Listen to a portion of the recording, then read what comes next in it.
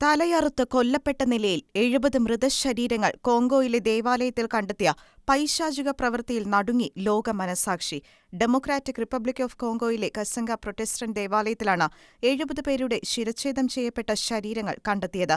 ദേവാലയത്തിൽ രക്തപ്പുഴ ഒഴുക്കി സമാനതകളില്ലാത്ത ക്രൈസ്തവ വിരുദ്ധത ആവർത്തിച്ചിരിക്കുന്ന തീവ്രവാദ പ്രവൃത്തിയിൽ നടുങ്ങിയിരിക്കുകയാണ് കോംഗോയിലെ വിശ്വാസി സമൂഹം. ഇരകളെ ഇസ്ലാമിക് സ്റ്റേറ്റുമായി ബന്ധമുള്ള ഇസ്ലാമിക തീവ്രവാദ ഗ്രൂപ്പായ അലൈഡ് ഡെമോക്രാറ്റിക് ഫോഴ്സസ് ബന്ദികളാക്കിയതായും കൊല്ലപ്പെടുന്നതിന് മുൻപ് ദിവസങ്ങളോളം തടവിലാക്കിയതുമായാണ് പുറത്തുവരുന്ന വിവരങ്ങൾ. സമീപകാലത്ത് രാജ്യത്തിന്റെ വടക്ക് കിഴക്കൻ മേഖലയിൽ വിശ്വാസികൾക്ക് നേരെ വർദ്ധിച്ചുവരുന്ന പീഡനങ്ങളിൽ ഏറ്റവും ക്രൂരവും ഹീനവുമായ ആക്രമണമാണ് അരങ്ങേറിയിരിക്കുന്നത്.